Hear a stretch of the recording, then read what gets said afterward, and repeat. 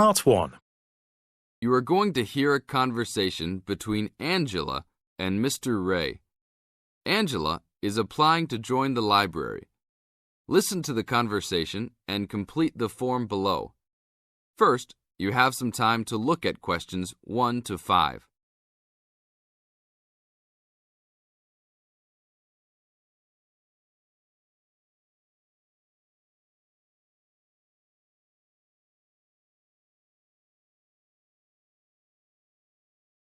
Now we shall begin.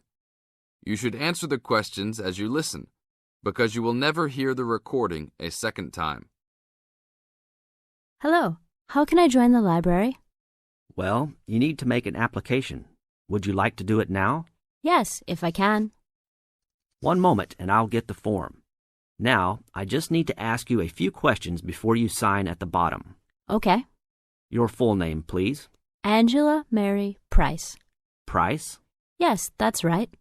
Okay. And your address? Apartment 3, 86 Bridge Street, Pimlico. Bridge Street. That's just near here, isn't it? Yes, not very far. Good. So the postcode must be 2065, right? Yes, that's right. Now, your telephone number. I need both home and work if you have them. My home number is 8763-5142, and work is 8456-1307. Do you need anything else, like ID or something? Yes, your driver's license will do, if you have one. Right. It's easy to remember. I know it by heart. 4040AC. I'm afraid I'll also need to see it. Okay, here it is.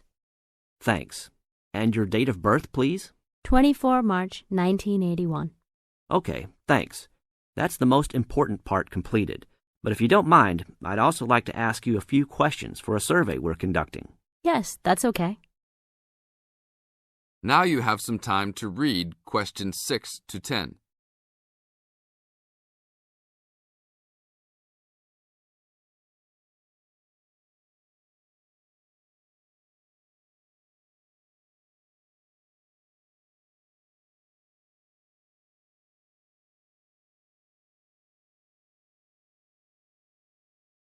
As the conversation continues, answer questions 6 to 10. What kind of books do you like to read? Here's a list to look at. Oh, it varies from time to time, but I always like to relax and learn about other countries I might visit one day.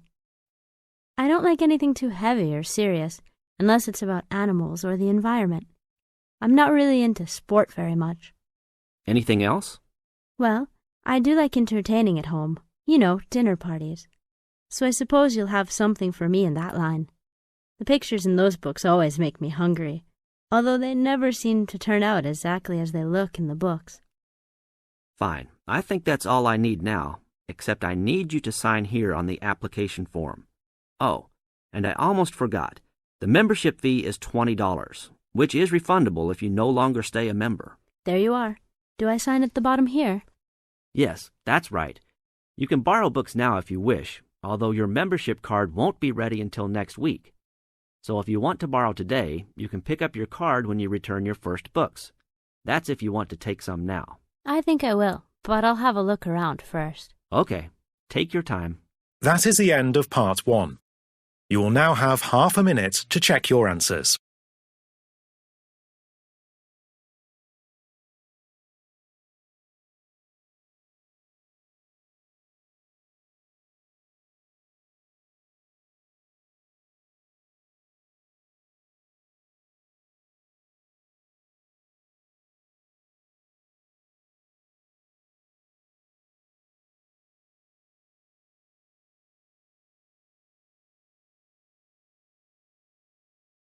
Part 2. You are going to hear a lecture about dining services. First, you have some time to look at questions 11 to 14.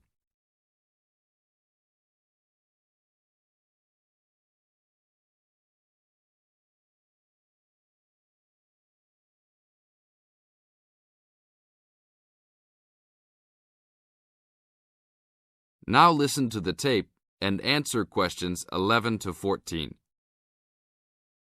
Welcome to the dining commons. This is the newest facility on campus, and I'm proud to say also one of the best. I know that all university students miss eating home-cooked food.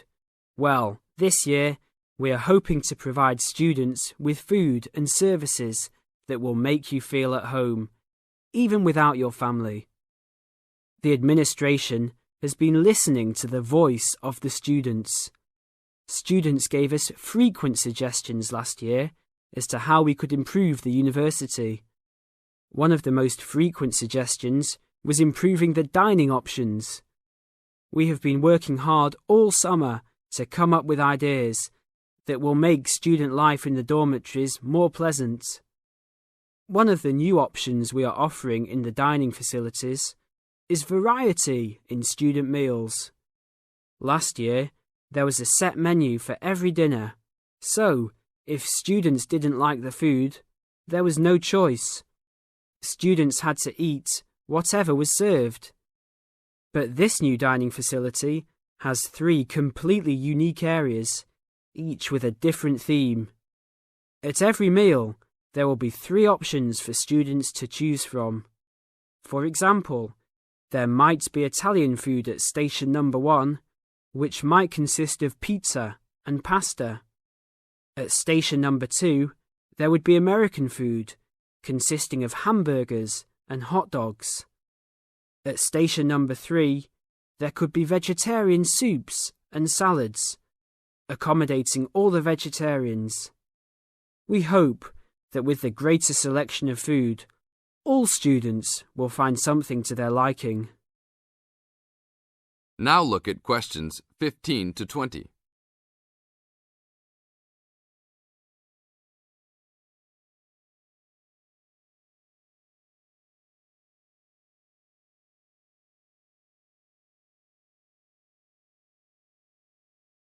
Now listen to the tape and answer questions 15 to 20. Not only will students have more options, the food will also be better. Each section of the facility will have a head chef. These are real chefs that have been trained in culinary school and have been hired specifically by the school to work in the dining facilities. All of the chefs have a speciality. The school is hoping that these chefs will prepare better tasting and more nutritious food. Every student will be able to make suggestions and also give their input as to which menus taste better. Last year, many students complained that the dining facilities didn't have very convenient hours. This year, we hope to change that.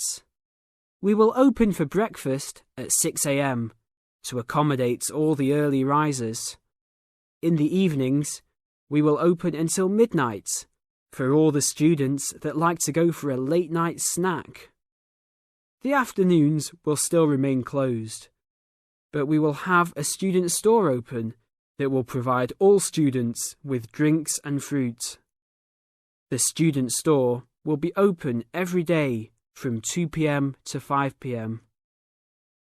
Every student that has paid full tuition and dormitory fees has already paid for their dining facility fees. Students can eat at any time and in any amount for free. If you are a student that does not live in a dormitory, you can still purchase a dining facility card. This card will entitle you to the full services of the dining facility. This card is available only for students and is not open to the general public. If you are not a student and wish to dine here, you must purchase meals at the door. There are a few rules to follow. Even though we do not limit the amount of food that can be taken, we do not want students to waste food. Please do not take more than you can eat. Also, every student must clean his or her own trays and plates. We will provide plates and trays for student use, but please do not abuse these items. Please do not leave your plates on the tables. Your parents are not here to clean up after you anymore, so I hope all students will be responsible. Thank you for your attention and enjoy the upcoming year. That is the end of Part 2. You now have half a minute to check your answers.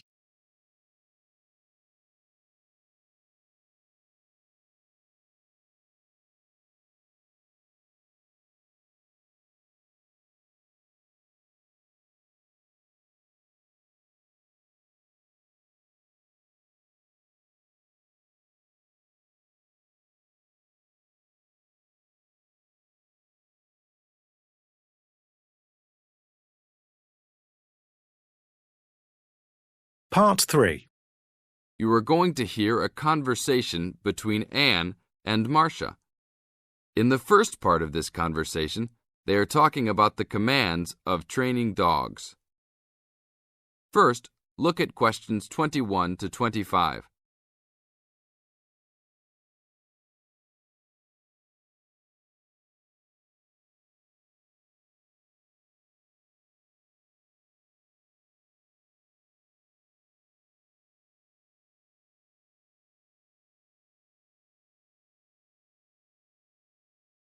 Now listen to the first part of the conversation and answer questions 21 to 25. Complete the table showing different commands for different forms of dog training. So that research paper we have to do next, the one about how are different styles of training dogs, how do you think you'll approach writing it? You know, I've been thinking about it. I feel that the best way to write it is to divide the paper into two main parts. In the first part, we'd be analysing some examples of each style of training dogs. Right, what the styles are. After that we can talk about how each style can be used so that the dogs learn something different from each one. Indeed. Maybe we could draw a chart and compare examples of each style of training, one at a time. So the different kinds of training would be simple obedience training. There you would have things like teaching them to sit, stay in one place and so on. Right. So included in here would be simple audio commands like speak. Yes, basic commands are just spoken words, aren't they? And then there would be the more guard-oriented training, where the dogs are trained to know a specific place well. Patrolling and barking are probably the best examples, because most people have seen them in many places, especially in homes. And this would lead us to the attack dog training, which is physical as well as spoken, training the dog to knock someone down, and even biting if they have to. Right, so there's another category as well, sniffing dogs, which make up the searching category. I've read that in the UK, every major airport and government building has these dogs to search for all kinds of dangerous items. In the second part of the conversation, Anne and Marcia talk about all kinds of training and what kind of dogs they are suitable to. Look at questions 26 to 30.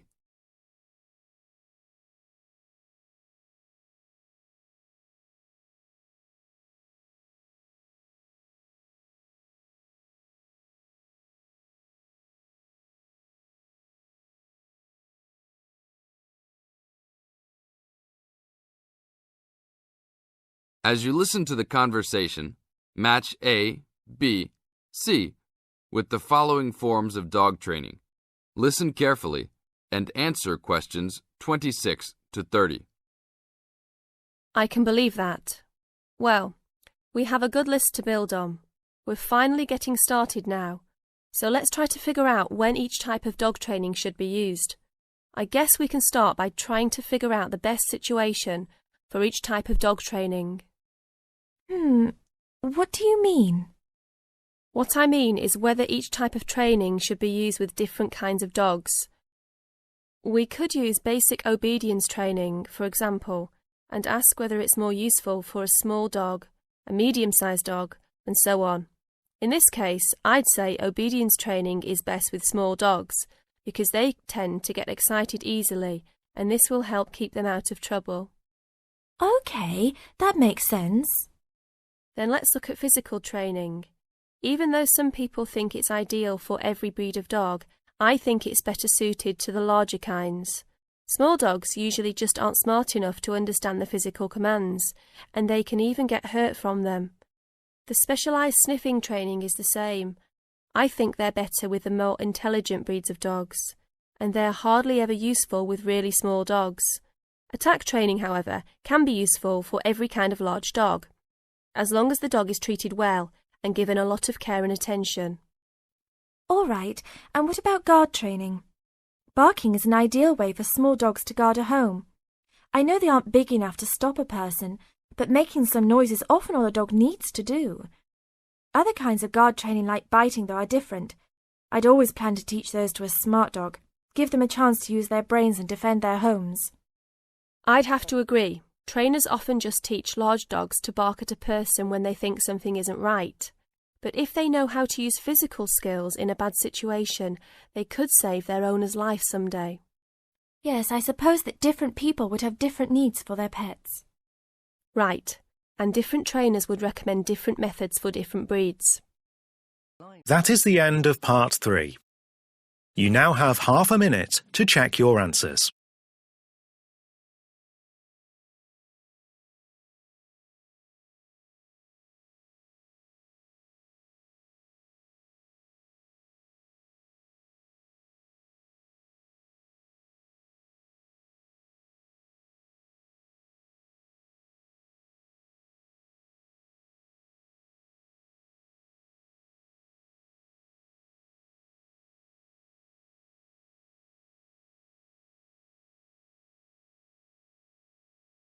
Part 4. You are going to hear a lecture about dorm rooms. First, you have some time to look at questions 31 to 40.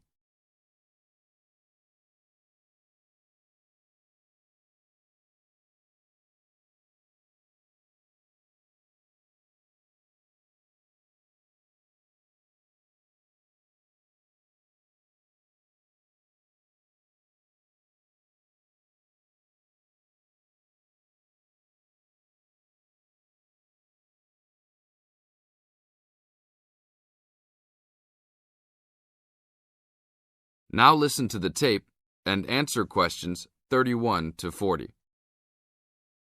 Welcome to your new home for the upcoming year. These dorm rooms are among the best in the nation and are the newest ones at this school. So I hope you will all learn to appreciate them and take good care of all the facilities here. I am Gina, and I will be residential advisor in this building for the year. Today I am going to tell you about some of the programs and facilities that are available to you.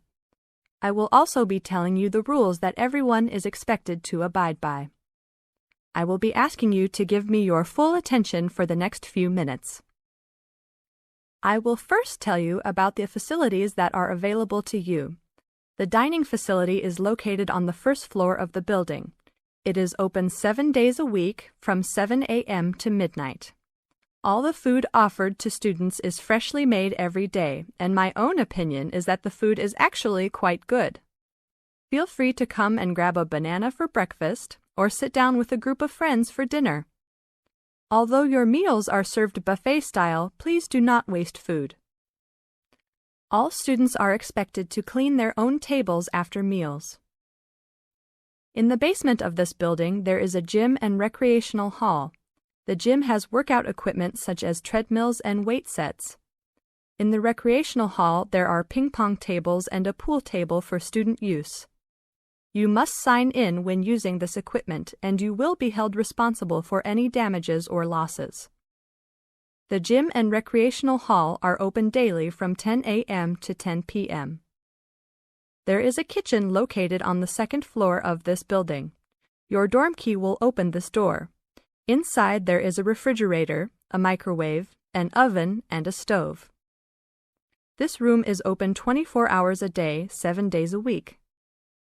If you decide to cook a meal, please be considerate to all the students and clean up after yourself. You can use some food in here, but please do not make a mess. Some students do end up having their food eaten from the fridge, so be careful. Don't leave anything that looks like it tastes really good. Do not leave pots and pans lying around in the kitchen. Please store these in your room. There are many programs being sponsored by our building this year. One of the most popular is our Saturday morning outings. In the past years, these trips have included going fishing, hiking, cycling, ice skating, and even going to the beach. There will be a listing of scheduled events coming out soon. The university sponsors these trips, so transportation will be provided. However, there are usually some costs associated, though they are usually minimal. Our building also has a volleyball team. All students who live in this building are welcome to join. Last year we won first place in the dorm league. Please sign up at the front desk if you are interested as soon as possible, as there are only 20 spaces available based on a first-come, first-served rule. The last things I want to talk about are the rules of our building. I know rules can be boring, but they are necessary to ensure the welfare of everyone living here. First, noise levels must be kept to a minimum after 11 p.m. Many students have early classes, so for those of you that have the luxury of sleeping until 10, please don't stay up late making lots of noise. Secondly, all visitors must sign in at the front door. Even if you have friends that are regular visitors, they must still always sign in. This rule is to prevent theft and robbery from occurring. Thirdly, alcohol and drugs are not permitted in this dorm in any place or at any time. Lastly, just be safe and have a great time. University is the greatest time of your life, so make the most of it. Thank you all for your attention. That is the end of Part 4. You now have half a minute to check your answers.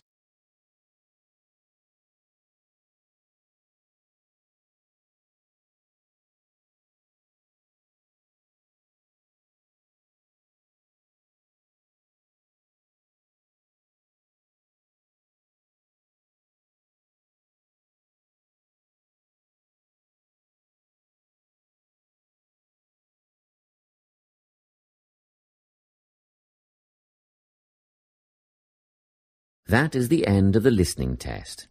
You now have 10 minutes to transfer your answers to the listening answer sheet.